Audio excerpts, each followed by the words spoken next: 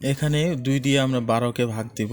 তো 2-এর চেয়ে 1 ছোট, তো ছোট হওয়ার কারণেই আমরা যখন ছোট হবে তখন দুটি সংখ্যা নিব। 2 দিয়ে 12, 2-এর নামতা পরে 6 দুগুণা 12। তো আমরা যখন ছোট, তো এখানে যখন 2-এর নামতা পরে যখন আমরা 2 দিয়ে যখন 12কে ভাগ দিছি, তো এখানে হচ্ছে 2 দিয়ে আমরা যেটা বললাম যে হচ্ছে একটি সংখ্যা দিয়ে আমরা একটিকেই ভাগ দিব। তো সেক্ষেত্রে যদি 2 দিয়ে 1কে যখন ভাগ দিচ্ছি তখন কিন্তু ছোট হলে আমরা প্রথমে দুটি সংখ্যা নিব। তো যার কারণে 2-এর নামতা পরে আমরা 12 নিব। তো 2-এর নামতা পরে 6 দুগুণা 12 হয়।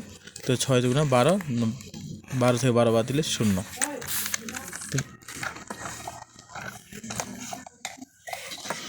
এখানে 2 দিয়ে 22কে ভাগ দিব। তো হচ্ছে 2 দিয়ে যখন আমরা 22কে ভাগ দিব, তো আমরা হচ্ছে একটি সংখ্যা দিয়ে যখন 2 দিয়ে যখন ভাগ দিব তখন একটি সংখ্যা দিলে একটিকেই ভাগ দিব, আমরা দুটি সংখ্যা নিব না। তো 2 এখানে 2 আর এখানে 2 সমান, তো সেই ক্ষেত্রে আমরা 2 দিয়ে 2কে ভাগ দিতে পারবো।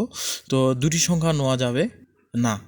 তো সেই ক্ষেত্রে 2-এর নামতা পরে তো 2 এখানে 2-এর নামতা পরে 2 একে 2 হয়, 2 একে 2।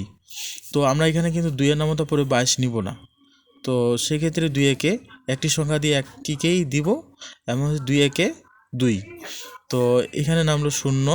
তো হচ্ছে 2 তাহলে এখানে 2 নামাবো আমরা। তো আবার 2 দিয়ে 2কে ভাগ দিব। তো সেক্ষেত্রে 2 একে 2 নামলো 0। তো এইভাবে প্রত্যেকবারই আমরা হচ্ছে একটি সংখ্যা দিয়ে একটিকে ভাগ দিব। যদি কোনো সময় যদি হচ্ছে যে সংখ্যা দিয়ে ভাগ দিব ভাজকের চেয়ে ভাজ্য, বা যে সংখ্যা দিয়ে ভাগ দিচ্ছি যাকে ভাগ দিচ্ছি যদি ছোট হয়, সেক্ষেত্রে আমরা দুটি সংখ্যা নিব।